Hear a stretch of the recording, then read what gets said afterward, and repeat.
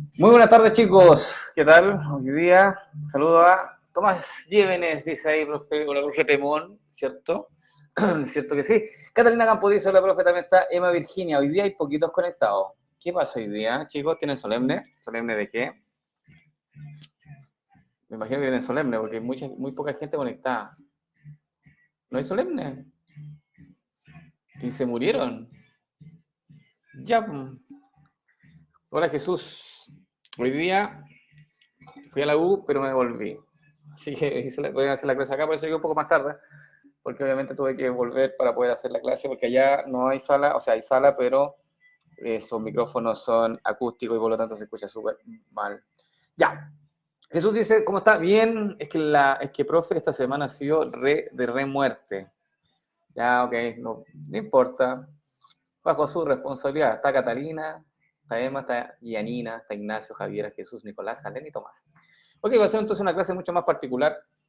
Somos los que somos, sí, así veo. Vamos a hacer entonces una clase mucho más dirigida. Va a ser como una clase casi particular. Ya. Hoy día, chicos, entonces partimos la sesión número 19, que corresponde a regulación de la glicemia, destinos metabólicos, glicólisis y regulación en general. Y esta clase es el puntapié inicial para hablar entonces de rutas metabólicas. Vamos a hablar de glicemia, vamos a hablar de las enzimas que regulan una ruta metabólica que se denomina glicólisis, ¿ya? Así que va a estar bastante entretenida esta clase, en el sentido de que va a ser muy informativa al principio, va a ser bien fisiológica en el inicio y después vamos a terminar con bioquímica pura. Así que partimos bien relajados y vamos a terminar esta clase bien densa al final de la sesión, ¿ya? Así que los necesito despierto porque ahora parte lo entretenido, ya ahora parte lo difícil. Lo anterior era puras cosas fáciles que ya habían visto ya en algún momento y ahora entonces vamos con lo nuevo, ¿ok? Dice acá, recursos de aprendizaje, ¿qué tiene que el estudiante saber al final de la unidad, ojo, no de la clase, de la unidad? Saber explicar los procesos de digestión y absorción de los carbohidratos, lípidos y proteínas, ya lo vimos, ¿sí? El flujo de energía de las rutas centrales que toman estas biomoléculas para transformarla entonces en recurso energético. Tenemos que ver entonces las distintas rutas metabólicas durante esta unidad, ¿ya? Y cómo se regulan esa ruta y cómo se activa e inhiben en distintas situaciones, ya sean fisiológicas, nutricionales o de ejercicio. ¿Ok? Recurso conceptual entonces involucrado, principales rutas metabólicas, enzimas claves y cómo se regulan estas enzimas. Jesús dice, lo anterior era fácil, o sea, no sé si fácil, pero era un repaso, diría yo. Ya me morí, dice ahí. No, todavía no se muera. Contenido a revisar, dice ahí. En esta sesión vamos a ver la regulación hormonal de la concentración de la glucosa en sangre, o sea, vamos a ver la glicemia, la concentración de azúcar en sangre, por si acaso. Vamos a ver los destinos posibles de la glucosa al ingresar a una célula, ¿ya? Porque cuando una glucosa ingresa a una célula interna de nuestro cuerpo, tiene que tomar decisiones a dónde se va a ir esa glucosa. Y obviamente la célula define hacia dónde va, qué camino va a tomar. ¿Okay? Entonces a eso se le denomina destinos. Vamos a hablar también de la descripción de la glicólisis, que es un tipo de ruta metabólica, una de las principales, y cómo se regula esta ruta metabólica. ¿Ok?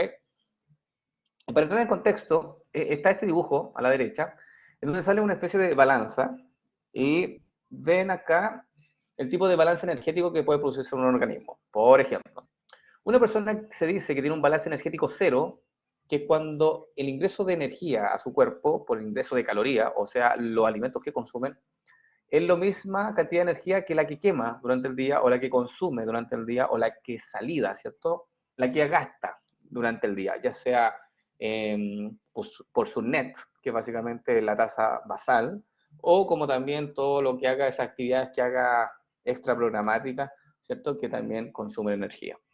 Por lo tanto, si el ingreso es igual a la salida, la persona mantiene un peso más o menos constante y se dice entonces que es un balance energético cero. ¿Ok? Acá, como dice ahí, Jesús dice lo que se consume y lo que gasta es lo mismo, efectivamente.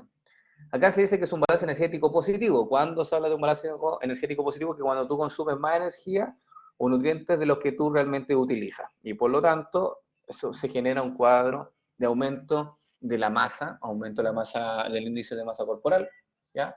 Un aumento del anabolismo, o sea, de las vías de síntesis, ¿ok? Y por lo tanto la persona tiende a aumentar de peso, ¿ok? Y el balance energético negativo es cuando la cantidad de energía que tú consumes es inferior a lo que tú gastas y por lo tanto ocurre ahí en ese caso una disminución del peso corporal. ¿Ya? Entonces, esto se llama flujo energético y es como lo bastante simple y por eso hay que estudiar el metabolismo, porque cada una de estas situaciones tiene unas rutas metabólicas que se activan en forma diferencial. Ya no es lo mismo una persona que está en un balance energético cero que una persona que esté en balance energético positivo o que una persona esté en un balance energético negativo. Las rutas metabólicas también van a variar en cuanto a su actividad, ¿sí? A su función. Vamos a ver entonces, para poder comenzar la clase, vamos a ver este concepto que se denomina glicemia. Usted sabe que la glicemia se define como la concentración de glucosa que se encuentra en la sangre de una persona. ¿Ok? Por lo tanto, dice acá, el organismo mantiene los niveles de glicemia dentro de un rango durante el transcurso del día. O sea, a lo que voy, que todas las personas tienen que tener un nivel de azúcar en sangre y que tiene que estar dentro de un rango, porque es importante que esté en esos niveles para que el organismo pueda responder en forma eficiente a las necesidades, ¿sí? Por ejemplo, a las necesidades de cada uno de los órganos. Por ejemplo, el páncreas, secreción, el hígado, desintoxicación o también metabolización, el cerebro, impulso nervioso, el músculo, contracción muscular, ¿ya? Entonces, para que cada órgano funcione en forma eficiente, tiene que haber entonces un nivel de glicemia que se mantenga dentro de unos rangos. ¿Cuáles son esos rangos? Dice acá, un individuo sano mantiene una glicemia entre 70 a 126 miligramos por decilitro durante el día. ¿Ok? Pero se espera que antes de una comida o antes de la comida, dice acá, tenga valores de glicemia entre 70 y 100 miligramos por decilitro, que básicamente es el rango, lo voy a poner aquí en un círculo, es el rango de glicemia en ayuna. Efectivamente, si una persona va en ayuna a hacerse un examen de sangre para determinar los niveles de azúcar en sangre, debiera marcar entre 70 y 100 miligramos por decilitro, más o menos es el rango de referencia, ¿ok? Pero durante el día puede oscilar entre 70 y 126, más o menos, ya porque ahí usted no está en el día, ¿cierto?, en ayuna. En el día va comiendo merienda a distintas horas y por lo tanto la glicemia más o menos se tiene que mantener en ese rango, ¿ok? Y dice aquí, y transcurrida 2 horas después de comer, los valores de glicemia tienen que ser menores a 140 miligramos por decilitro. O sea, si usted consume alimento, cualquier tipo de alimento, y espera 2 horas y se toma los niveles de azúcar en sangre, tienen que ser bajos 140 miligramos por decilitro. Y aquí viene una pregunta. ¿Por qué no sale el valor de glicemia después de comer? Cuéntenme eso. Dice, ¿y por qué específicamente en ayuno? ¿Por qué después de comer puede ser muy variable? Efectivamente, esta es la respuesta Emma Virginia. Dice, bueno, este número me ha armado todo el día. No, cortar, ya. La pregunta entonces es, ¿por qué después de comer la glicemia aumenta y puede ser muy variable en el mismo sujeto o incluso en sujetos distintos? ¿Por qué? ¿De qué depende los niveles de azúcar en sangre que pueden llegar? Porque la glucosa entra en la sangre, ya, pero, ok, la glucosa entra en la sangre, pero porque es muy variable.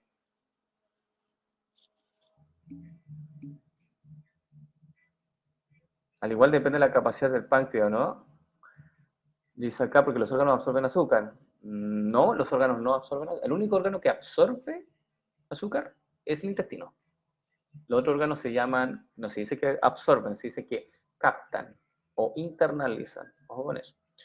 Forman lo que se absorbe de los alimentos. Exactamente, Jesús. Depende del tipo de alimento que tú consumas. No es lo mismo consumir un alimento procesado que un alimento no procesado. Primera cosa.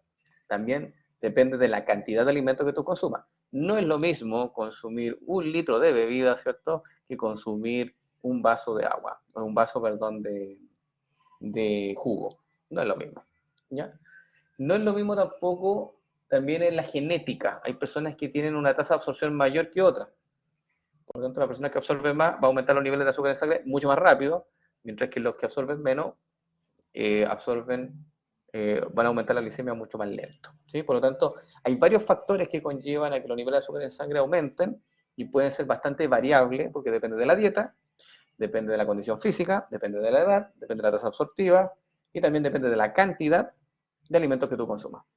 Eva Virginia dice, pero dos personas que consuman lo mismo van a tener el mismo rango de más o menos, o sea, ojo, si tú me dices que dos personas consumen alimento y tú mides después de, no sé, 30 minutos para ver cómo está su glicemia, si debiera más o menos marcar lo mismo, yo te digo, eso depende de la tasa absortiva, eso depende de otras cosas más internas del cuerpo, pero claro, los valores no estarían tan lejos uno del otro, ¿ya?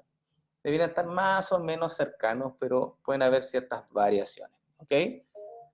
Jesús, cuénteme. Profe, disculpe, cuando yo estaba en Preu y cuando vimos el tema de la glicemia, yo quería consultarle si es verdad, por ejemplo, el tema de que, bueno, cada vez que nosotros consumimos un alimento, después los niveles de glicemia aumentan, pero se supone que existe como un rango considerado en relación a los niveles de aumento, que debería ser aproximadamente 5 veces por día. Por eso se supone que una persona debe cuidar mucho su dieta porque no sé, si nosotros estamos como picoteando cada día, en cada momento, los niveles van a estar subiendo, no sé, por cualquier tipo, no sé, por ejemplo, me como una galleta, pasan 2 horas, me como otra cosa y los niveles van a ir subiendo y subiendo y subiendo y eso puede llegar hasta generar diabetes tipo 2. ¿Eso es cierto? Mira, depende del tipo de alimento. Si tú me dices que el picoteo, porque el picoteo generalmente no es una cantidad de comida tan elevada, ¿cierto? Es como consumir una merienda pequeña y en ese sentido la cantidad de azúcar en sangre no debiera aumentar tanto y no debiera aumentar tan paulatinamente, ¿cierto? Si tú sigues picando, digamos, durante el día. Lo que hace es que el páncreas esté secretando, digamos, insulina de forma constante, en bajas concentraciones, recuerda que es una hormona, y claro, entonces tienes constantemente el hígado, o sea, perdón, el páncreas enviando entonces esta hormona a la sangre. Ahora, eso que pudiera llevar a una diabetes tipo 2, recuerden chicos que la diabetes tipo 2 se genera por, hay dos, a ver, hay dos tipos de diabetes. La diabetes tipo 1 que es genética, ¿ya? Y la diabetes tipo 2, que vamos a hablar más adelante, que es por, se cree que es más ambiental. También hay un porcentaje genético, sí, pero el mayor porcentaje se lo lleva al ambiente. Y al ambiente me refiero con el tipo de comidas que tú consumes, ¿sí? Por lo tanto, depende del tipo de alimento que tú consumas. Ese picoteo puede ser, por ejemplo, una persona puede comerse una media manzana y otra persona puede comerse 2 galletas. O sea, claramente ahí la calidad del alimento es distinta. Entonces, una persona que constantemente está consumiendo calorías, ¿cierto? De mala calidad, por decirlo, o un aumento, o mejor dicho, no es que no existen las calorías de mala calidad, podría decir que está consumiendo grandes cantidades de calorías, ¿cierto? En ese sentido, lo que va a favorecer es que se puedan aumentar los niveles de índice de grasa corporal. O sea, que aumenten los niveles de colesterol, que aumenten los niveles de triglicéridos, y eso te pueda generar una diabetes tipo 2. ¿Sí? ¿Ya? María Ungaro dije que la diabetes tipo 2 es más ambiental, efectivamente, porque la diabetes tipo 2 se da preferentemente por la dieta, y como es algo, la dieta es algo externo, es algo más ambiental. ¿Sí? Entonces, es difícil darte una respuesta, Jesús, ¿ya? Con respecto a si depende, yo creo que depende mucho del tipo de alimento que tú consumas, de la cantidad que tú consumas, porque eso va a repercutir finalmente que los niveles de azúcar en sangre puedan mantenerse elevados en el tiempo o no, ¿ya? Pero se ha visto de que la calidad del alimento es la que lleva entonces finalmente a la diabetes tipo 2. ¿Se entiende? ¿Sí? Ahora, ¿por qué no sale un valor de glicemia después de comer? Porque como les dije, es muy variable. Depende de la persona, depende de la cantidad de alimentos y depende del tipo de alimento que tú estás consumiendo. Por eso solamente salen estos rangos que son de ayuna, el rango del día y el valor que tiene que ser después de 2 horas de consumir un alimento rico en carbohidratos. Y de hecho se hace un examen con la dextrosa, ¿sí? Que se llama la tolerancia a la glucosa. ¿Lo han escuchado? ¿Sí? Un examen que te hacen tomar como una especie de jarabe y después tienes que esperar, digamos, que el juguito dulce, ya, efectivamente. Entonces, cuando se toman ese dextrosa, la idea es que baje los niveles de azúcar en sangre a las 2 horas hasta 140 miligramos por decilitro. Entonces se le hace básicamente, constantemente se le está haciendo un monitoreo de los niveles de azúcar en sangre y van evaluando si va bajando bien esa sangre hacia los valores, hacia los rangos de normalidad. Si eso no baja tan rápido, entonces eso está diciendo que se está quedando el azúcar, ¿cierto?, en el torrente sanguíneo, lo cual entonces podría tratarse de una resistencia a la insulina probablemente, ¿ya? O, en el caso peor, de un tipo de diabetes. Así que estos son los valores que nosotros manejamos para poder entonces pesquisar si un paciente puede tener o no ciertos problemas en los niveles de azúcar en sangre. Maximiliano dice como una Fanta sin gas, sí. Yo lo he probado, es horrible, sí. Dice acá, frente a diferentes condiciones del organismo, regula la glicemia por diferentes vías. Entonces, los niveles de azúcar en sangre hay que mantenerlos dentro de este rango, ya entre 70 y 126 durante el día, en ayuno entre 70 y 100, ¿ok? ¿Y por qué hay que mantenerlo durante ese rango? Porque el cuerpo necesita carbohidratos en la sangre, pero no necesita que haya mucho carbohidrato en la sangre, porque si no puede generar un problema de glicación de proteínas sanguíneas. ¿Qué es la glicación de proteínas sanguíneas? Es cuando las proteínas de tu sangre empiezan a pegarse moléculas de glucosa, y eso hace entonces que esas proteínas no funcionen bien. Las proteínas de transporte, por ejemplo, las proteínas de la coagulación no funcionan bien, y por lo tanto se generan distintos efectos secundarios o distintos cuadros en el paciente, como por ejemplo, problemas en la cicatrización, problemas a nivel de retina, empiezan a perder la visión, problemas también en el transporte de sustancias a nivel del plasma sanguíneo. Entonces, la diabetes puede conllevar a un montón de problemas a largo plazo. Pero como les digo, la diabetes la vamos a dejar para el final. ¿Ya? ¿Más preguntas, chicos, acá con respecto a estos rangos, estos valores?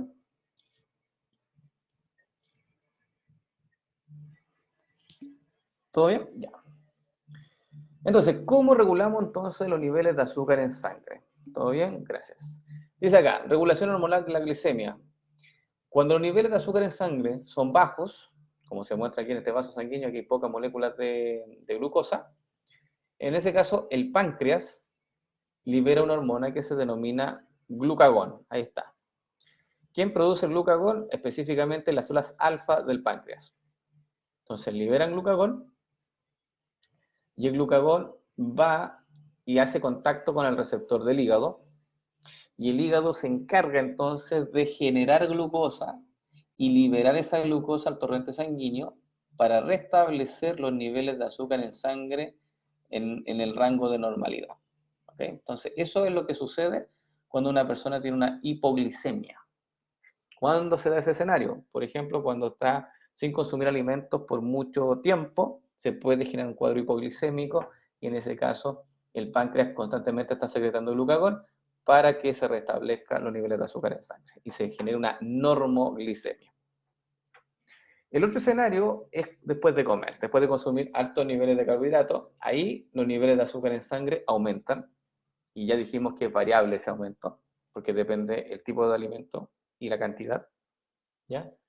Y esos niveles altos de glucosa en la sangre hay que bajarlo. Para ello, el páncreas nuevamente sensa ese aumento de niveles de azúcar en sangre y secreta la hormona insulina.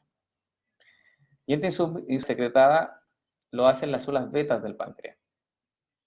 Secretan entonces la insulina, y la insulina va a todos los rincones de tu cuerpo porque se transporta por la sangre, esa hormona, y va a hacer que las células que son sensibles a la insulina, o los órganos que son sensibles a la insulina, hagan entonces contacto con la insulina, haga contacto con el receptor, y esas células entonces comienzan a captar, ¿ya? No es absorber, es captar o internalizar, que también está bien con esa terminología. Entonces comienzan a captar o a internalizar la glucosa de la sangre. Y aquí dice, las células toman glucosa de la sangre. Y con ello entonces se restablecen los niveles de azúcar en sangre a una normoglicemia. Entonces, esos son los dos mecanismos que nosotros tenemos para poder regular los niveles de azúcar en sangre. ¿Bien?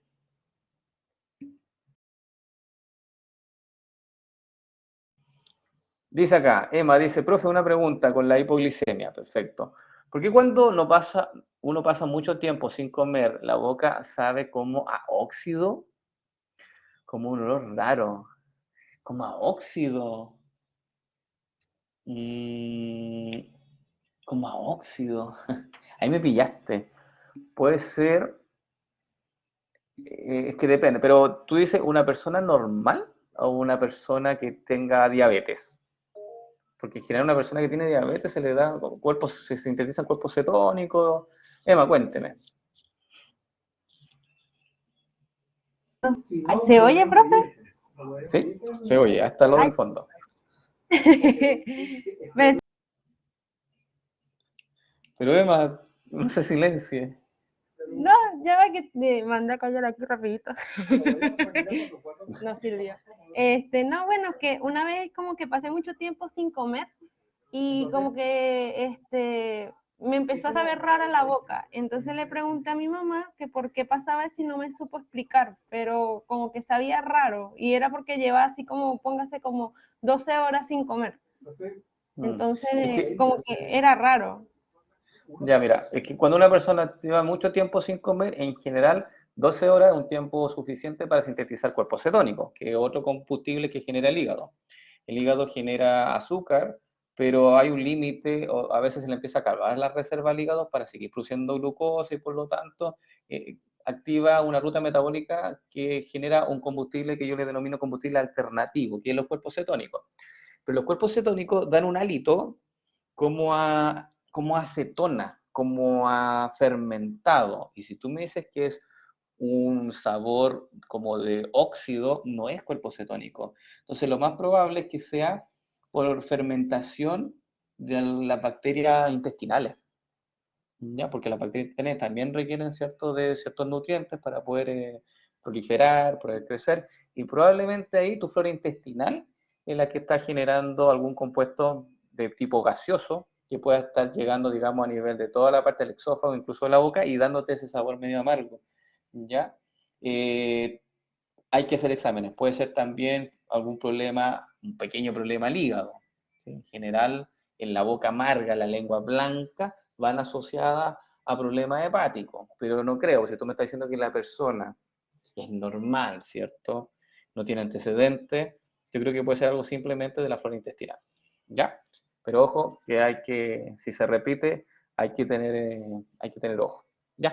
Joaquín Marambio dice, Emma Virginia Serpa dice, los cabros presenciales te dicen feliz cumpleaños.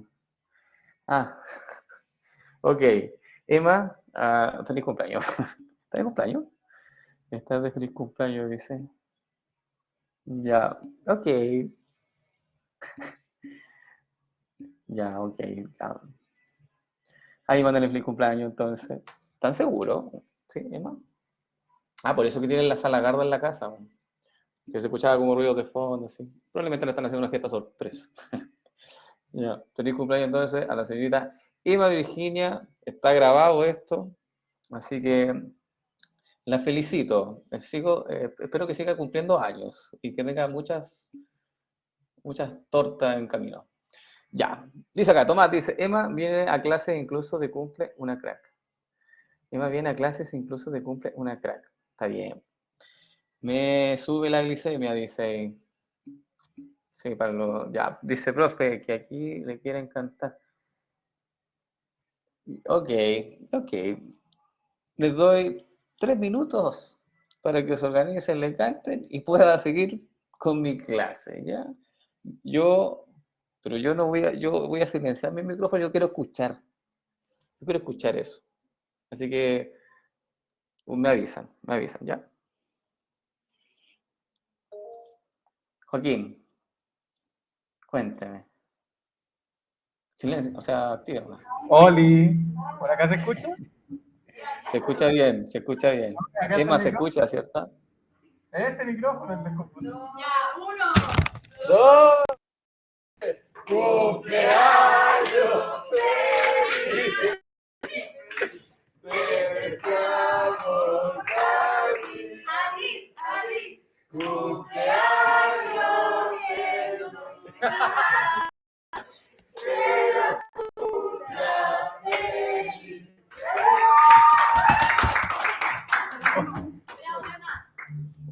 Oye, pero qué desafinado, ¿ah? No, pero bien. Lo siento. No, bien. Oye, pero son grandes compañeros. Yo creo que ni siquiera se conocen tanto ya. En un semestre, 2 semestres ya son como bien afiatados, diría yo. Bueno, los felicito, muy tiernos los cánticos. Emma, ahí está, manda corazones, ahí un bonito tapado, ahí le da vergüenza probablemente. No, pero está bien. Así que, nada, pues, espero que pegaste en mi cumpleaños feliz para el próximo jueves, 14 de octubre, cuando esté rindiendo su control de laboratorio. Oh, ¿o no? Fue muy prematuro eso. Ok, chicos, ¿vamos entonces con la clase? ¿Sí? Ya, vamos entonces. Profe, ¿está de cumpleaños el 14? Sí, el 14. Próximo jueves. Y no ha hecho nada. ¿El Libra? Sí, por supuesto, el equilibrio. No voy a decir que es el mejor signo, porque no lo es. Magdalena Aravena dice, profe, ¿ese control es para todo el mismo día? No, no, no, es para mi sección nomás. Depende de la sección.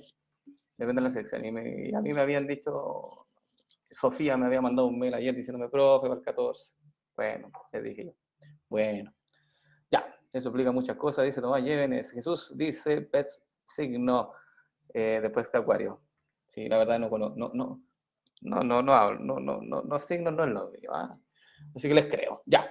Vamos entonces. Otras hormonas que ayudan a la homeostasis de la glicemia bajo ciertas condiciones son la adrenalina y el cortisol. Y esto puede ser dato importante, ¿ah? Mira, cuando una persona secreta adrenalina, esa adrenalina genera un efecto hiperglicemiante, o sea que te aumentan los niveles de azúcar en sangre. ¿Ya? Y esta adrenalina es producida por la glándula suprarrenal.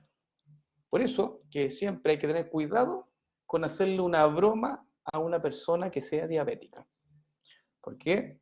Porque eso puede generar que esa persona, producto de una broma, ¿cierto?, le aumente los niveles de adrenalina del susto, y eso puede llevar entonces un efecto hiperglicemiante, o sea, puede darle un shock hiperglicémico. No lo haga usted, si tiene alguna persona que tenga diabetes, no lo asuste, porque eso le puede generar esto, ¿sí? A la abuelita, por ejemplo, no le haga broma a la abuelita si que tiene un problema de diabetes, ¿ya? Y el otro efecto, el otra hormona que también se encuentra es el cortisol. El cortisol tiene un efecto hiperglicemiante también, pero ojo, el cortisol, a diferencia de la adrenalina, el cortisol se secreta en forma a largo plazo, en forma constante, y la adrenalina no. La adrenalina tiene un efecto corto, ¿ya? Se libera, hace su efecto y después empiezan a caer los niveles, ¿ok? Pero el cortisol no. El cortisol, un ratito voy contigo, Jesús. El cortisol se puede mantener constante por varios días, incluso por varias horas en un día. Y el cortisol es la hormona que genera un efecto hiperglicemiante y la produce también la glándula suprarrenal, el cortisol, y esta hormona se dice que es la hormona del estrés. O sea, cada vez que usted se estresa, que usted duerma poco, que usted no haga ejercicio y que se alimente mal, los niveles de cortisol van a estar elevados. ¿Qué problema tiene eso? Que le va a llevar a efectos hiperglicemiantes constantes, y no solamente eso.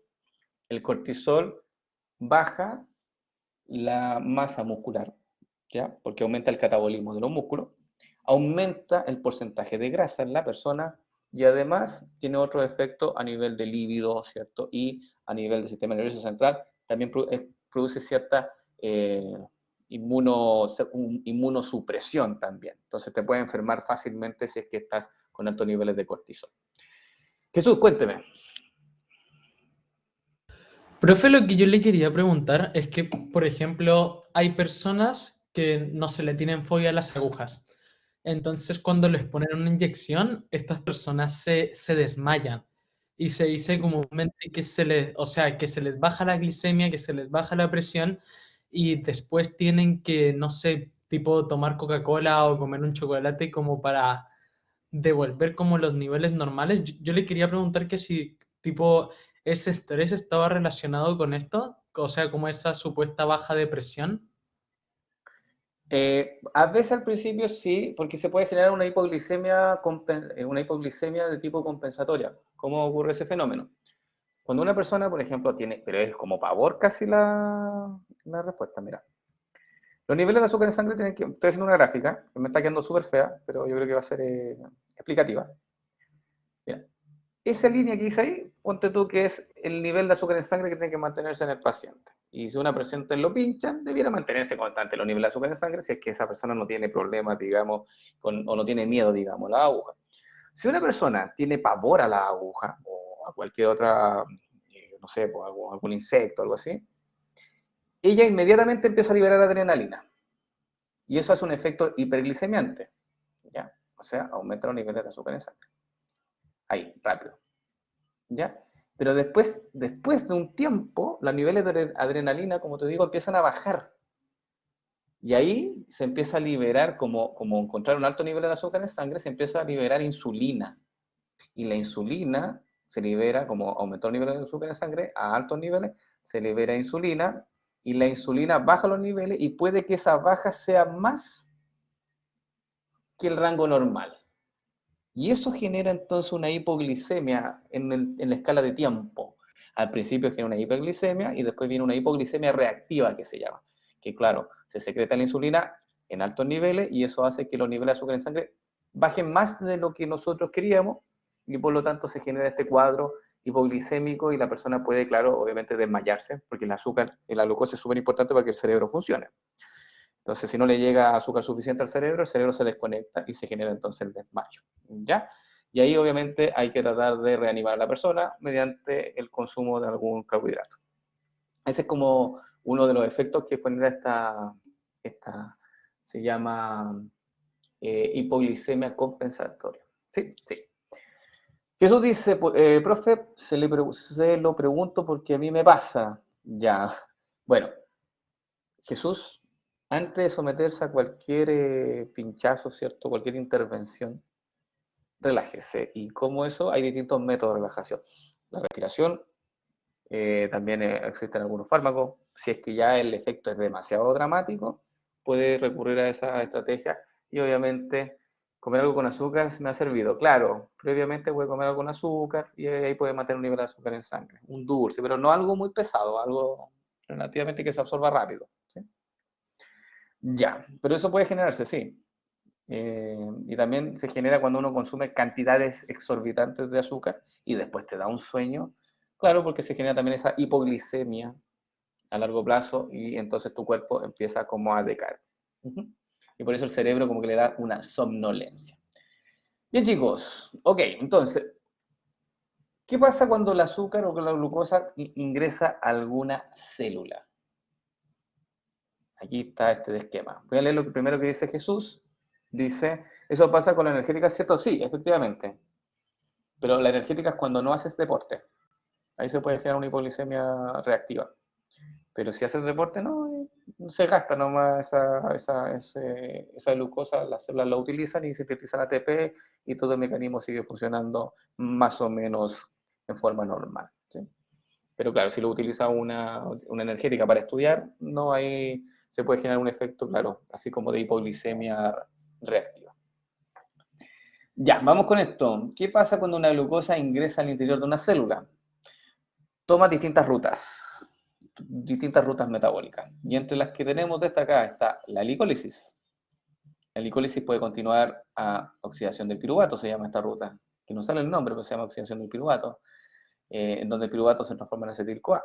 El acetil-CoA puede ingresar a un ciclo, que se denomina el ciclo del ácido cítrico, o también denominado ciclo de Krebs, que genera coenzimas reducidas, las cuales van a entregar electrones a la cadena de transporte de electrones. ¿Para qué? Para que esta enzima que se llama ATP sintasa sintetice el ATP. Entonces, ese es casi todo el flujo ya, que toma o que inicia, digamos, la glucosa y que puede llevar a la síntesis de ATP. Otras rutas que se pueden activar son esta, por ejemplo, la síntesis de ácido graso, que parte en acetil-CoA y entonces hay síntesis de ácido graso.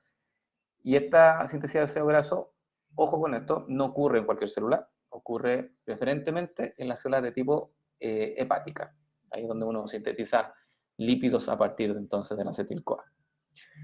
También existe la ruta que va en sentido contrario, esta, que es la beta-oxidación, que es cuando los ácidos grasos son catabolizados, son degradados y se obtiene energía y además se obtiene acetil-CoA en el proceso. Otra ruta metabólica súper interesante es cuando el piruvato no se encuentra en condiciones con oxígeno, ¿ya? Se denomina en condiciones anaeróbicas y en ese caso el piruvato fermenta para generar, por ejemplo, o ácido láctico o alcohol, que es otro tipo de fermentación, la fermentación alcohólica, ¿ya? O la fermentación láctica que aparece aquí en pantalla. Otra ruta metabólica que puede tomar la glucosa es la síntesis de glucógeno, que se llama glucógenogénesis. Y esa ocurre a nivel hepático y ocurre a nivel del músculo esquelético. Otra ruta metabólica se llama glicógenolisis, que es la ruptura del glicógeno, que también ocurre a nivel hepático y también ocurre a nivel del músculo esquelético y se genera esta ruta o se activa esta ruta cuando se requiere de glucosa. Y existe otra ruta metabólica que se llama la vía de las pentosas fosfato o el ciclo de las pentosas fosfato, donde la glucosa se utiliza para la síntesis de pentosas, como el caso de la ribosa 5-fosfato. Entonces, todo esto tenemos que estudiarlo durante esta unidad. ¿Sí? Todas estas rutas metabólicas en detalle, cuáles son las enzimas claves, cómo fluyen y para qué sirven. Y los triglicéridos, buena pregunta, Tomás Agustín. Mira, los triglicéridos parten acá, te voy a hacer una rayita y te voy a poner tag. De ahí parte la síntesis de triglicéridos. Recuerda que los triglicéridos requieren 3 ácidos grasos más un glicerol. Aquí tienes que sumarle un glicerol, que entra por... El glicerol entra en glicólisis, aquí. Se puede utilizar, digamos, un intermediario para producir glicerol, el cual se une con los 3 ácidos grasos y puede producir los triglicéridos, ¿ya? Que se pueden empaquetar en moléculas de VLDL, se mandan a la sangre y se mandan al tejido adiposo para que se vayan a depositar y ahí aumenta el porcentaje de grasa, ¿sí? Pero eso lo vamos a ver más en detalle más adelante, así que solamente aquí le di como una idea general, Tomás. Nicolás Ábalos dice, la ribosa 5-fosfato es para los ácidos nucleicos. Efectivamente, Nicolás.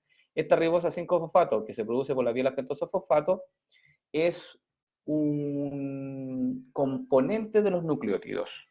¿Se acuerdan que los nucleótidos tenían una base nitrogenada, una pentosa y 3 grupos fosfato? Bueno, esa pentosa, que forma parte ya sea o del ADN o del ARN, viene de acá, de la vía de la pentosa fosfato. Así que, súper bien.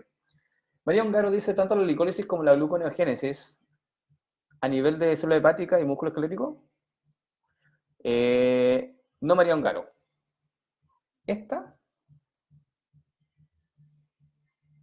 Esto, que voy a poner aquí, voy a poner una flechita.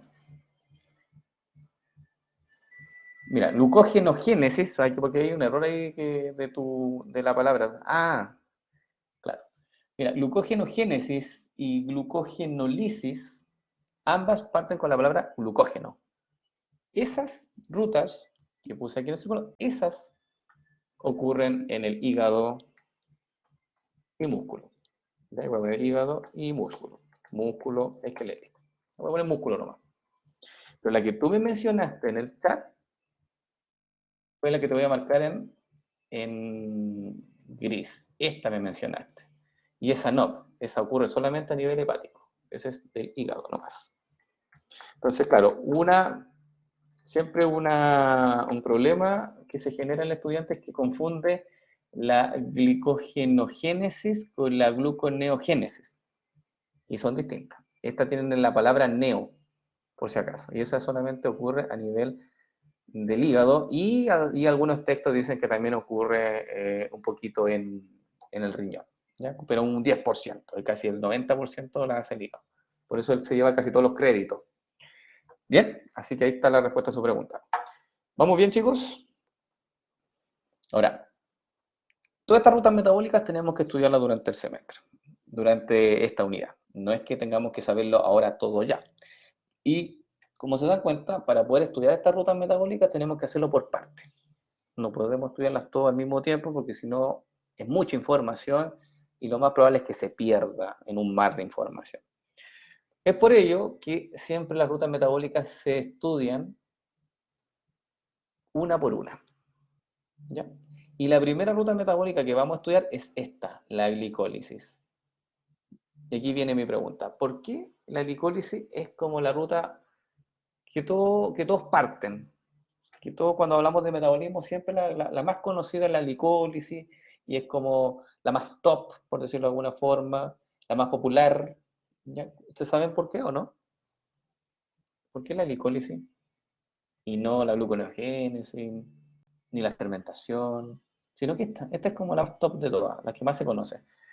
¿Saben por qué? ¿O no saben por qué? ¿No? Porque con el piruvato puede obtener ATP, dice.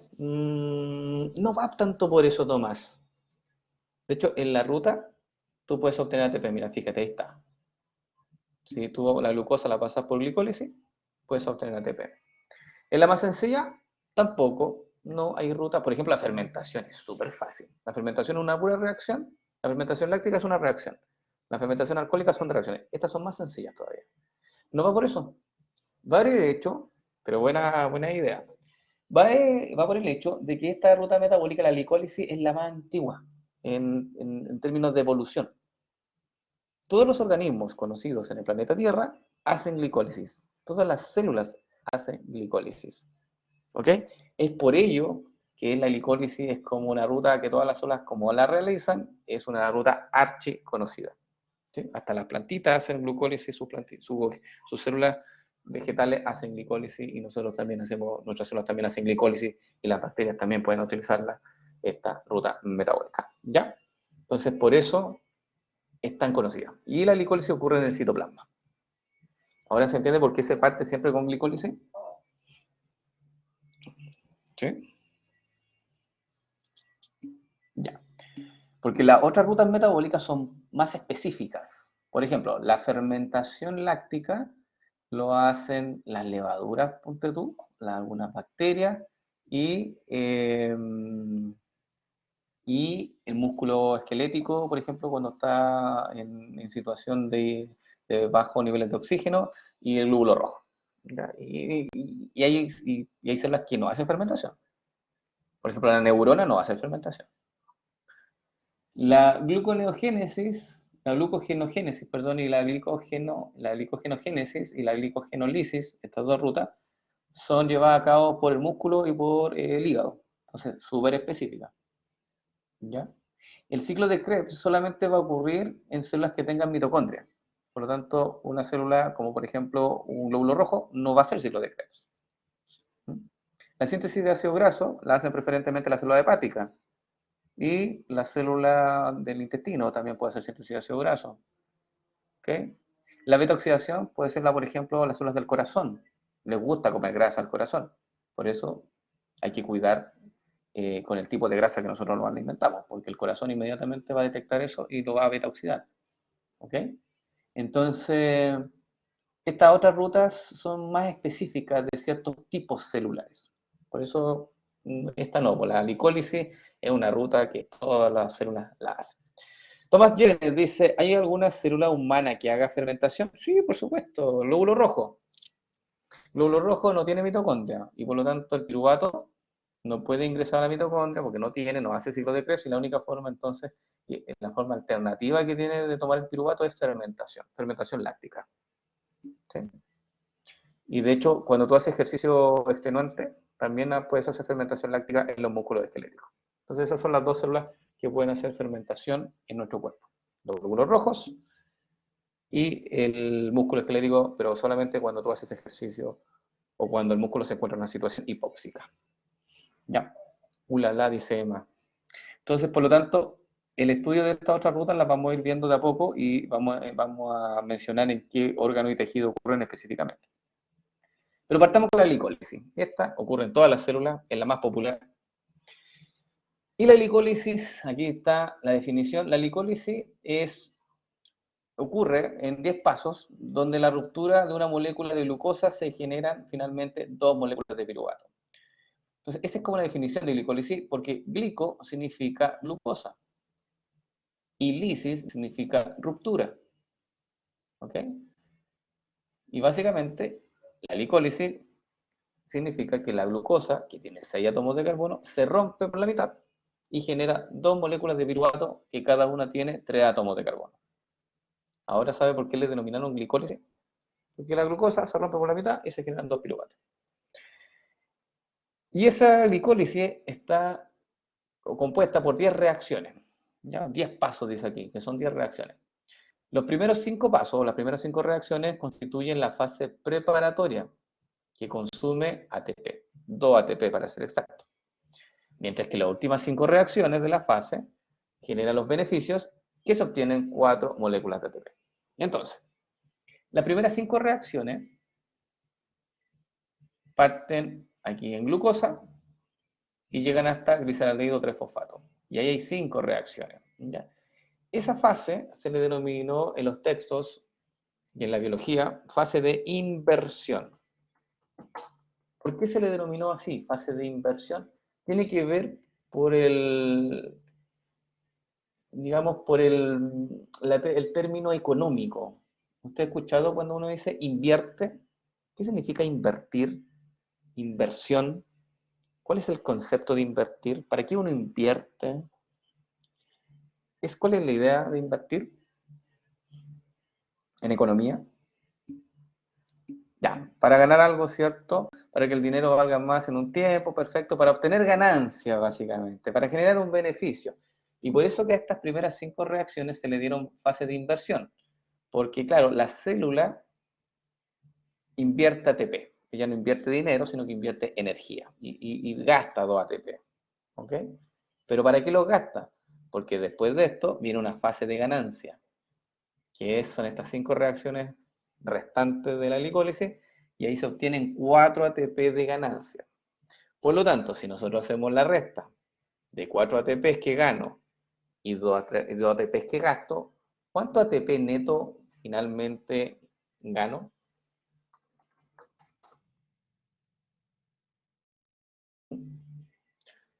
¿Me siguen o no? 2, ¿cierto? Perfecto.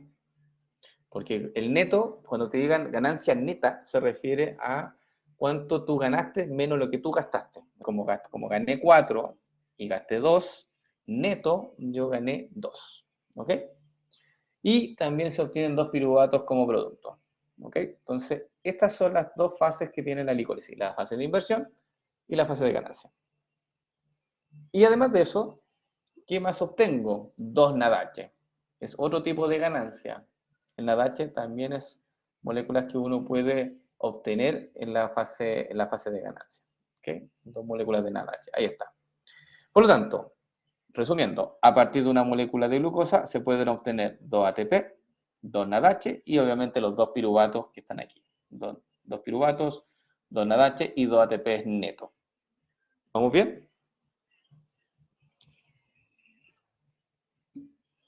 ¿Sí? Ok. Hasta ahora todo fácil, ¿cierto? Hablamos de la glicólisis, de reacciones, las 5 primeras son las fases de inversión, se gastan 2 ATP, las siguientes 5 reacciones corresponden a la fase de ganancia, se obtienen 4 ATP, 2 NADH y 2 piruvatos. ¿Ya? Si nosotros hacemos el cálculo neto, podemos decir que finalmente obtenemos 2 ATP, 2 NADH y 2 piruvatos, pero la cosa no es tan fácil. ¿Eh? Aquí están las 10 reacciones de la glicólisis. Ahí están la enzima en la primera columna, la reacción en la segunda columna, el tipo de reacción en la tercera columna, y en la cuarta y quinta columna sale la diferencia de energía libre de Gibbs, ¿sí? Que puede ser la estándar o la general. De estas reacciones las voy nombrando rápido porque no es la idea que usted se las aprenda, ¿no? Sino que simplemente que usted se familiarice con algunas reacciones que pueden ser importantes. La primera enzima que toma la glucosa y la fosforila se llama exoquinasa. Esa enzima, la exoquinasa, toma la glucosa y con ayuda de ATP se fosforila la glucosa, generando glucosa 6-fosfato y obviamente la liberación de ATP. Por lo tanto, el tipo de reacción que hace es la transferencia de un grupo fosfato, o sea, es una transferasa. Después, ¿qué hacemos con esta glucosa 6-fosfato? Esa glucosa 6-fosfato la toma una enzima que se llama fosfoglucosa isomerasa, que toma la glucosa 6-fosfato y le hace un reordenamiento, le hace una isomerización, ahí dice, y la transforma en fructosa 6-fosfato. Posteriormente, la fructosa 6-fosfato, que aquí está, es tomada por la enzima fosfofructoquinasa 1, o fosfofructoquinasa, como dice ahí, y con ayuda de ATP se fosforila la fructosa 6-fosfato, generando la fructosa 1,6 bifosfato. Y obviamente se libera el ADP. También es una reacción de transferencia de grupo fosfato, por lo tanto es una transferasa. ¿Qué hacemos con este producto que es fructosa 1,6 bifosfato? Que aquí está escrito. Lo toma la aldolasa posteriormente y lo transforma en dihidroxiacetona fosfato y gliceraldehído 3-fosfato, o sea, 2 productos.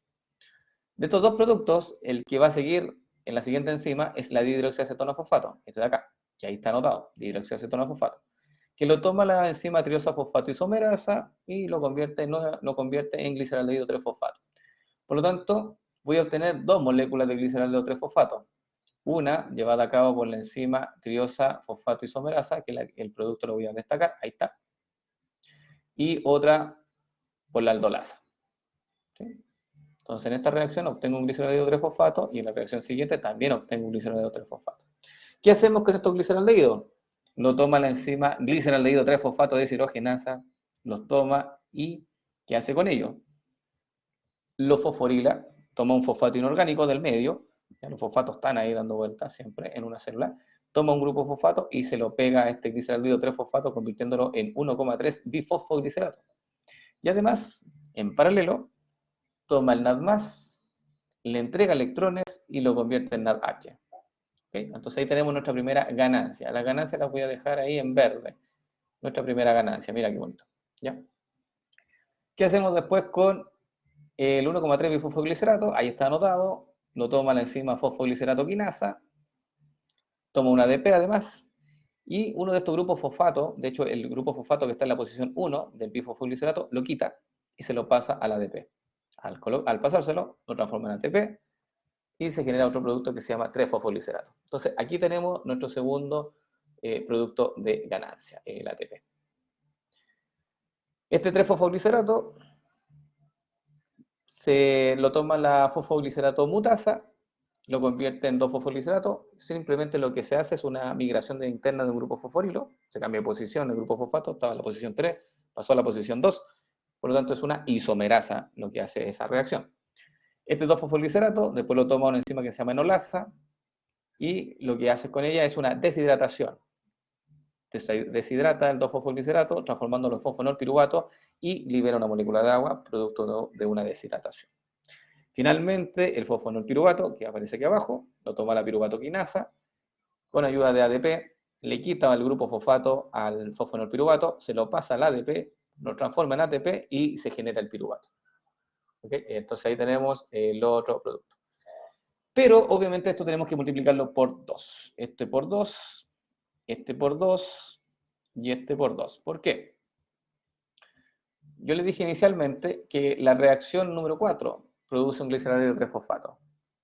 Y la reacción número 5 produce un gliceraldehído 3-fosfato. Por lo tanto, son dos gliceraldehídos 3-fosfatos que ingresan a la reacción número 6. Uno primero, obviamente, y después el otro.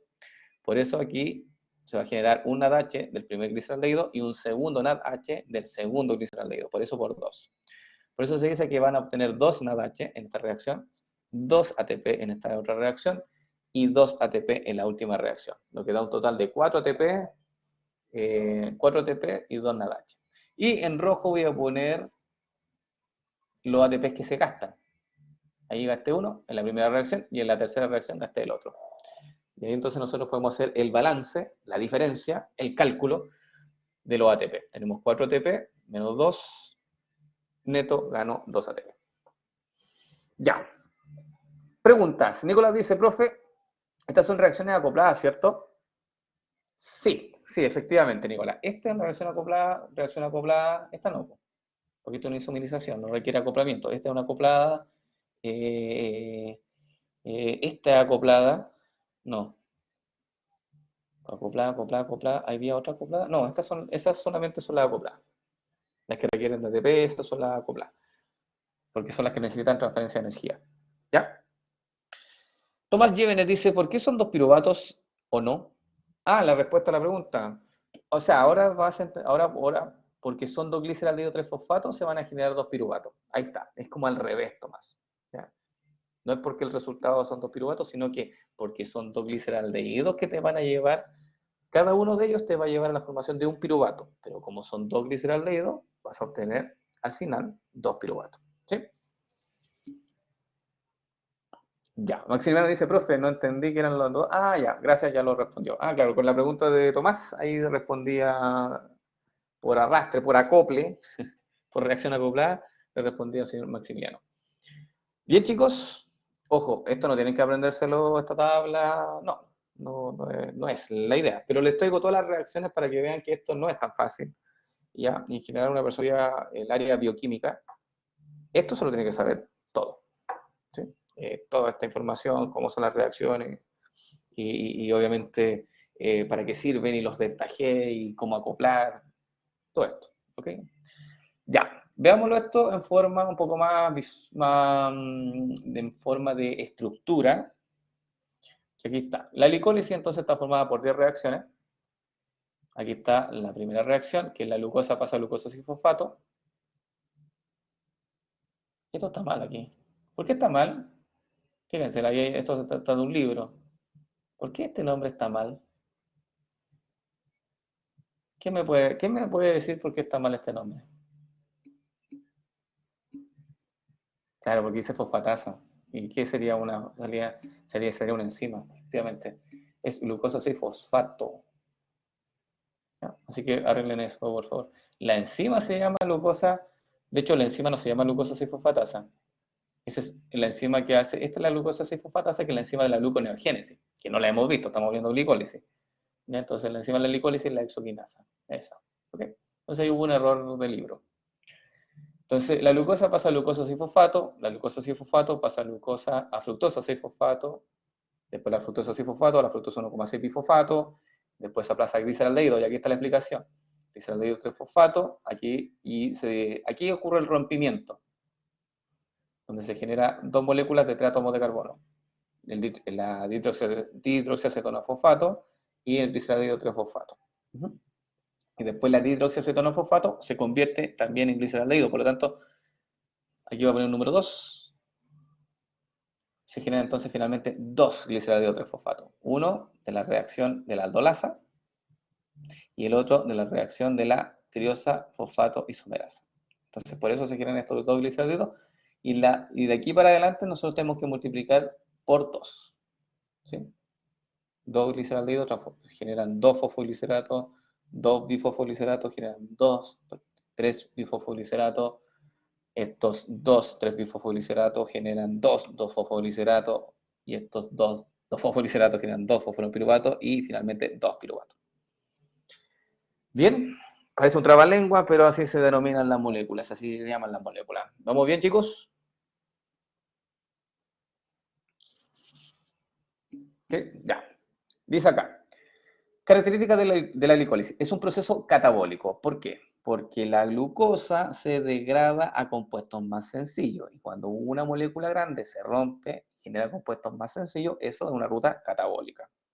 Su principal función es la de obtención de energía en forma de ATP. Proceso altamente regulado.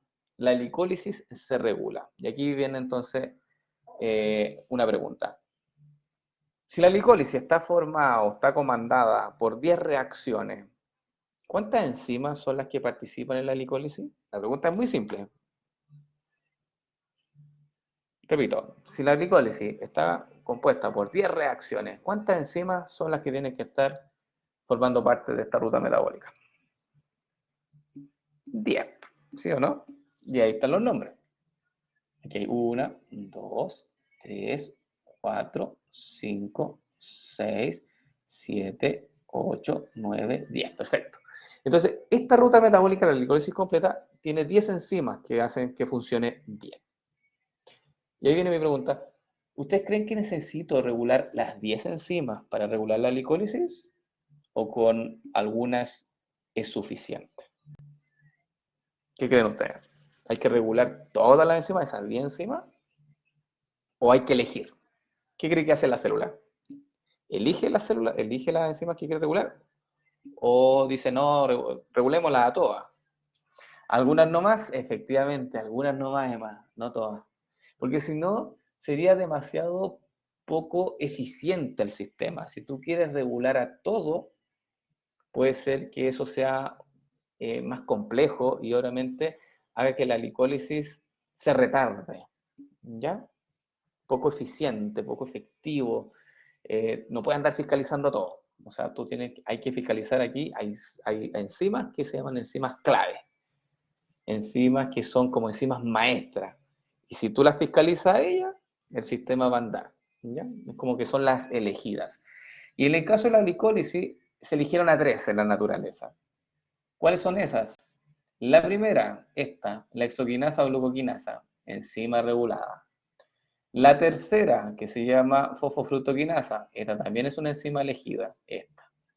Y la última es justamente la última, la reacción, que es la piruvatoquinasa. ¿Ok? Entonces, las enzimas que son reguladas, las enzimas que son alostéricas, las enzimas que tú puedes activarlas o inhibirlas, son esas tres. ¿Por qué esas tres? Pregúntele a Dios, Maximiliano. Porque son las enzimas que por naturaleza, por evolución, generaron sitio alostérico, ¿cierto? En donde se pueden unir los ciertos reguladores, y ellas entonces, después los científicos lo único que hicieron fueron analizarlo y se dieron cuenta que esas son las tres enzimas que se regulaban. ¿Ya? Sí. Recuerda que esto es natural, de la naturaleza, no hay intervención humana aquí en esto, simplemente el humano se mete para estudiar qué está sucediendo. Pero ellos se dieron cuenta entonces que estas son las tres enzimas que tienen sitio alostérico y que obviamente son reguladas, las otras no. Y quiero que se fijen por qué ellas tres son las elegidas. Algo tienen ellas que no tienen las otras. Y para responder esa pregunta, con el esquema, con la imagen que aparece aquí en pantalla es suficiente. Fíjense, ATP, mira, podría ser A, pero no. ¿Sabes por qué? Emma, buena idea.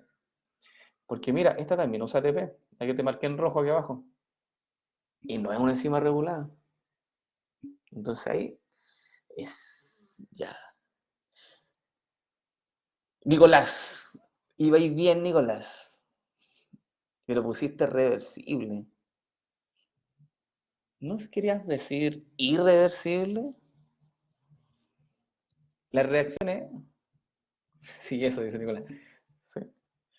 Porque justamente la exoquinasa, glucoquinasa, la fosfofructoquinasa y la piruvatoquinasa hacen reacciones de tipo irreversible. Estas no, pues mira, estas son reversibles, esta es reversible, la enolasa es reversible, todas estas son reversibles, reversibles, todas estas, pero esta no. Si quieres hacer la reacción en un sentido, necesitas de una enzima. Si quieres hacerla en otro sentido, no te sirve esta enzima. Te sirve, tienes que buscar otra. Y por eso se dicen que son reacciones de tipo irreversible. Y esas son las tres reacciones irreversibles. Por lo tanto, la lógica dice, si hay reacciones, si hay enzimas que hacen reacciones irreversibles, ¿no sería más lógico regularlas?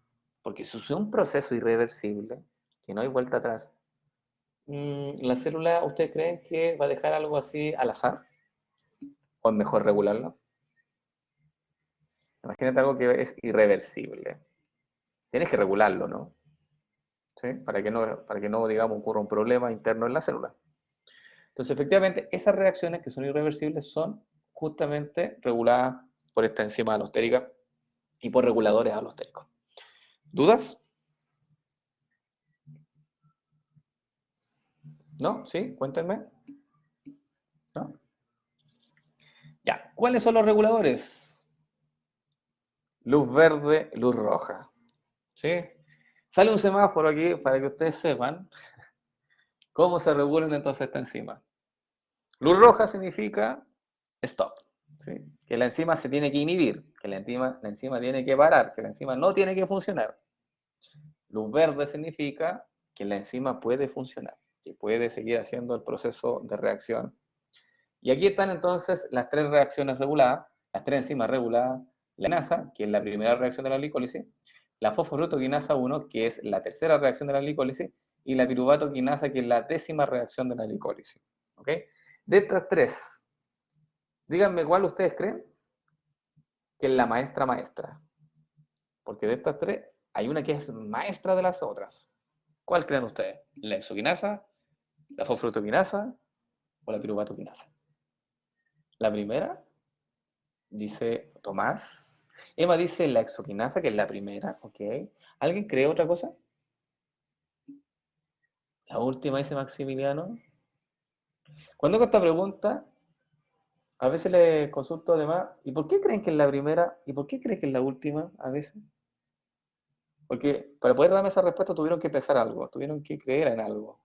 Tomás dice, porque si la primera falla, entonces todo falla. Ah, ya.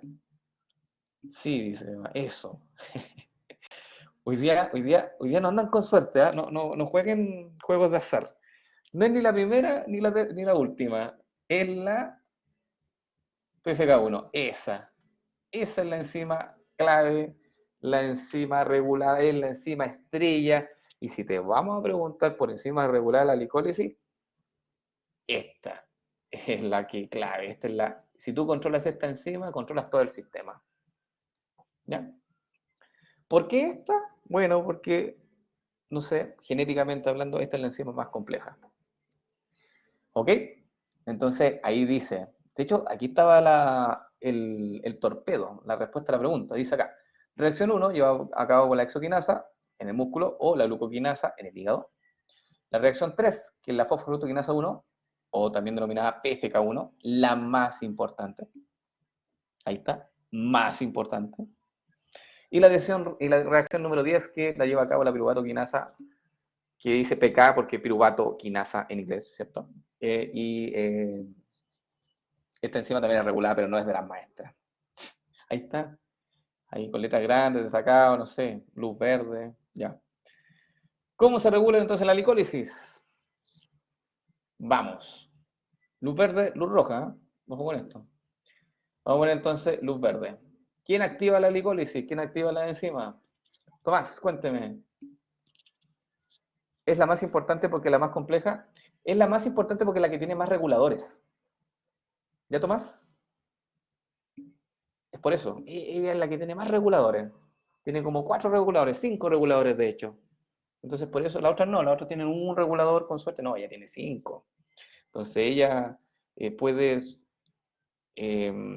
obtener más información de lo que está sucediendo en la célula y por lo tanto ella toma las mejores decisiones a la hora de activar o inhibir la glicólisis.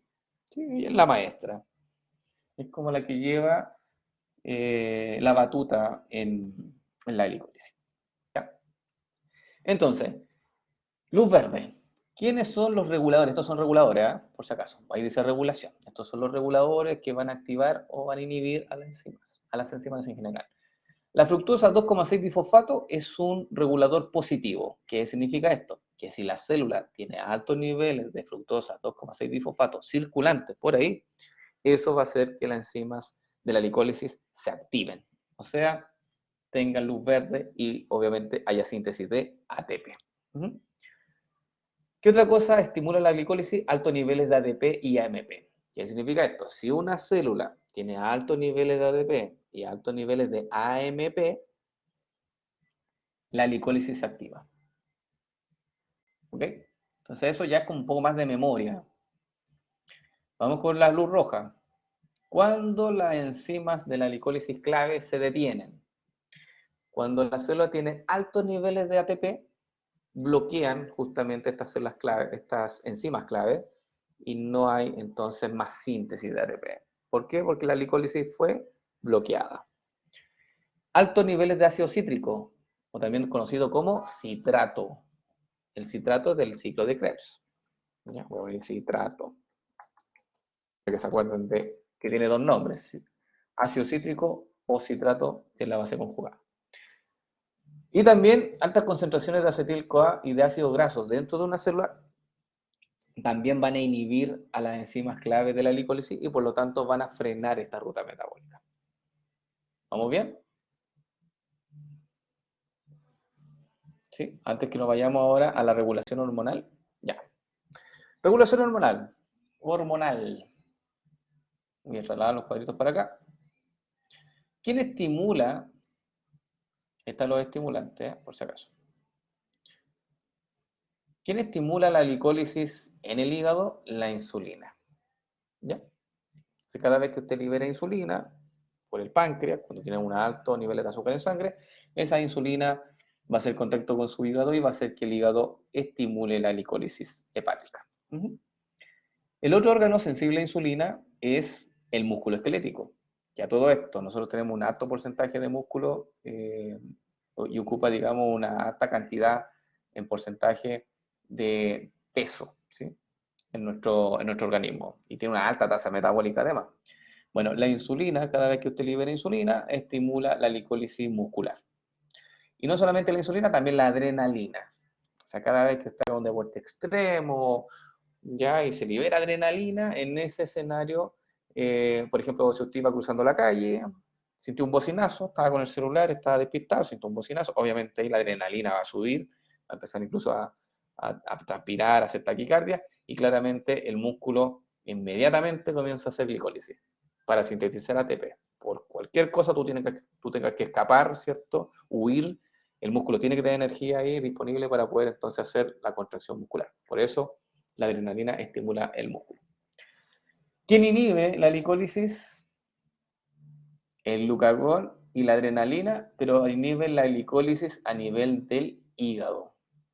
O sea, cada vez que una persona esté en ayuna y libere glucagón, o está haciendo a lo mejor ejercicio por un prolongado y no ha consumido alimento, en ese caso el glucagón va a inhibir la glicólisis en el hígado. Y la adrenalina va a inhibir la glicólisis en el hígado. O sea, es el tipo de regulación hormonal, y a la izquierda está la regulación de tipo alostética. Pregunta de fisiología, ¿sí? ¿Por qué el glucagón no inhibe la glicólisis en el músculo? ¿Quién me puede responder esa pregunta? Yo creo que ustedes debieran saber. ¿Tienen biología molecular? ¿Tienen biología celular? Sí. Por lo tanto, esta pregunta me la pueden responder, es válida.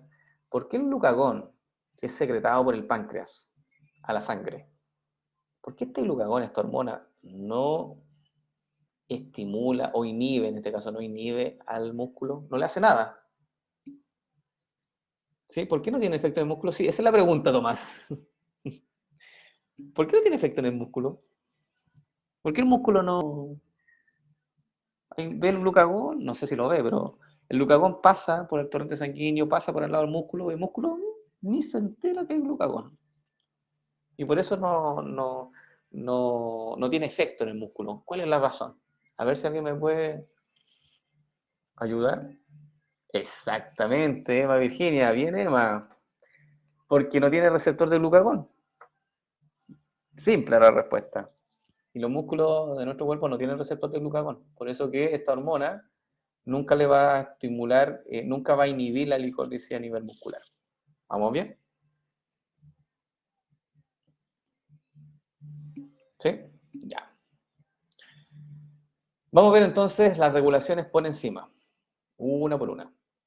Vamos con las primeras. Esta es la enzima, recuerden que esta es la exoquinasa. Esta es la enzima número 1, la que ustedes creyeron que era la enzima maestra, y yo les dije que no, que era una enzima regulada, pero no es la más maestra, ¿sí? Igual hay que hablar de ella, obviamente. Dice acá, regulación de la primera reacción, las exoquinasas. Las exoquinasas, HK, son isoenzimas que catalizan la fosforilación de la glucosa en la posición 6. Son tejido específicas y se regulan de forma diferente. Tenemos la exoquinasa 1 y tenemos la exoquinasa 4. Ya existen más exoquinasas por si acaso. La exoquinasa 1 nosotros la conocemos con el nombre de exoquinasa. ¿Ya? La exoquinasa 4, que aparece a la derecha, nosotros la conocemos con el nombre de glucoquinasa. Para que se aprendan esos nombres, son importantes. Entonces, la que se encuentra en el músculo, la que se encuentra en el corazón, la que se encuentra en el cerebro, nosotros la denominamos exoquinasa nomás. Y uno asume que es la exoquinasa 1. Pero la del hígado, para no confundirla con la palabra exoquinasa, exoquinasa 4, que a veces se tiende a confundir, le pusieron glucoquinasa. ¿Ya? Es cosa de nombre nomás. Entonces, la exoquinasa 1, que es la enzima que se encuentra en estos órganos, se expresa en todos los tejidos de mamíferos, pero preferentemente más concentrado en estos que se muestran en pantalla. ¿Cómo se regula esta enzima? Se inhibe alostéricamente por el producto, o sea, se inhibe por glucosa 6-fosfato. ¿Qué significa esto? Que cuando una célula tiene altos niveles de glucosa 6-fosfato, inhiben a esa enzima. ¿Ya? Y así es como se regula la enzima. Muy simple, tiene un puro regulador. ¿Cómo se regula la glucoquinasa? Se expresa en el hígado y es inhibida alostéricamente por un producto, por un metabolito, mejor dicho, que se llama fructosa 6-fosfato. Esto es memoria, esto ya uno tiene que empezar a aprenderse estas cosas. ¿Ok? Ojo, no confundir estos nombres, se parecen, pero no son iguales, fíjese. La exoquinasa 1 es inhibida por glucosa 6-fosfato, mientras que la glucoquinasa, que se encuentra en el hígado, es inhibida por fructosa 6-fosfato. ¿Ya? Entonces aquí este nombre es distinto. Joaquín Marambio dice, profe, ¿puedes repetir los dos, please? Ahí lo repetí, no sé si necesitas más que lo repitas de nuevo, ¿no? ¿Sí? ¿Con eso es suficiente? ¿Necesitan otra vez que lo repita? Cuéntenme. No, sí, sí, no.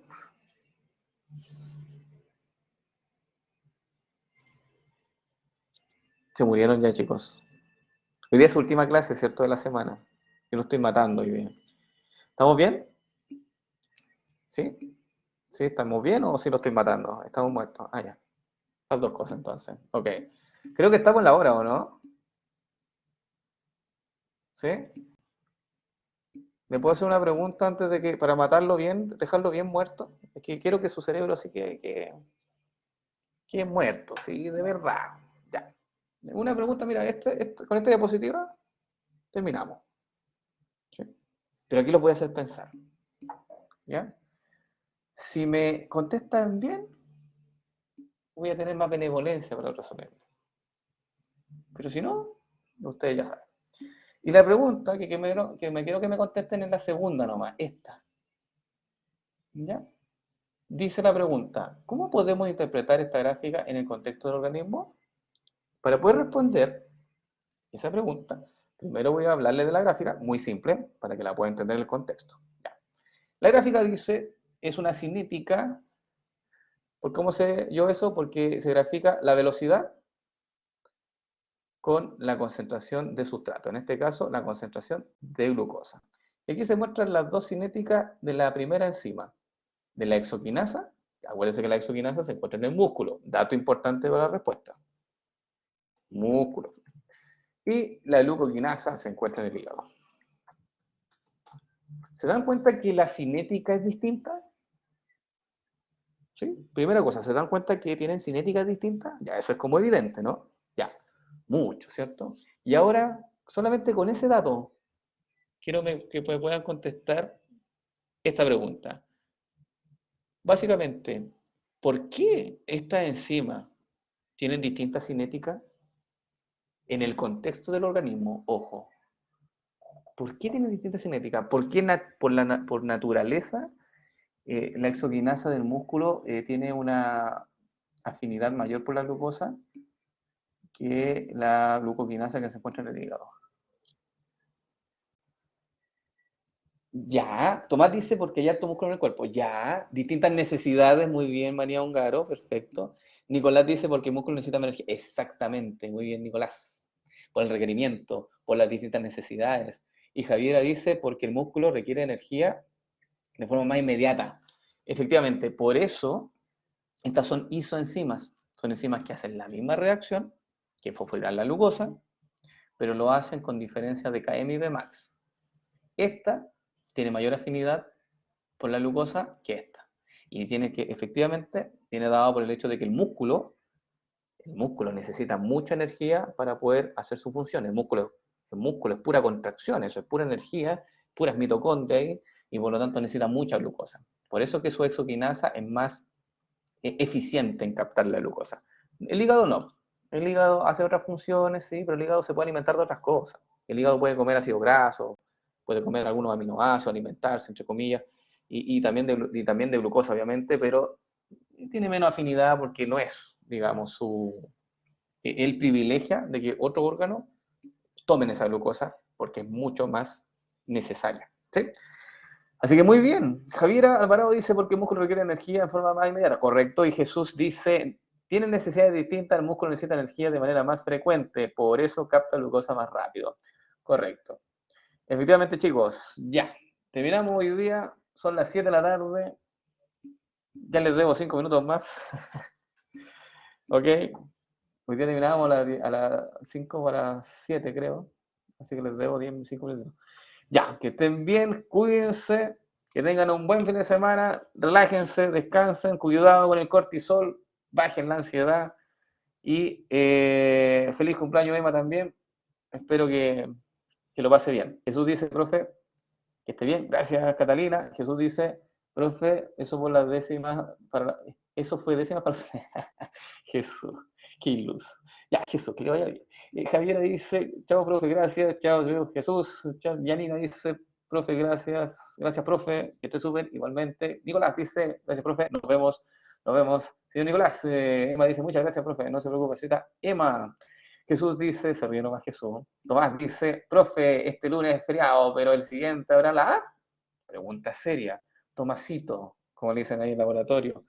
Yo le subí una linda guía de laboratorio y en esa guía están las fechas. Así que, Tomasito, si el lunes es feriado, ahí debe salir la fecha del siguiente práctico. ¿Ya? Ya, si quieres lo reviso ya. Aquí está el maga onda, ya, lo voy a revisar. Pero me voy a demorar un poquito si es que tienes tiempo. Ay, lo que debo hacer por Tomás. Ya. ¿Quién recete? 554, ya. Se está abriendo. Wait. Ya, dice acá. Chao, Emma. Maximiliano se ríe nomás.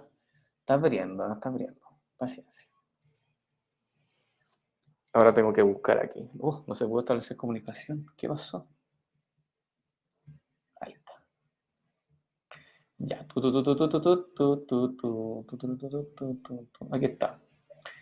Es determinación de actividad enzimática, ya lo vimos. Sí, el 4 de octubre, perfecto. Enzima de utilidad clínica, 25 de octubre. Está planificado, señor Tomás. 25 de octubre, no sé cuándo cae 25 de octubre, anótelo. Creo que son 2 semanas más. ¿Sí? Claro. Entonces, 25 de octubre dice acá en mi calendario. Sí, el laboratorio 4. Bien, y después viene uno el 15 de noviembre, 29 de noviembre y el 13 de diciembre y estamos. Ya, súper. Ya chicos, cuídense, que estén bien y descansen. Chao, chao.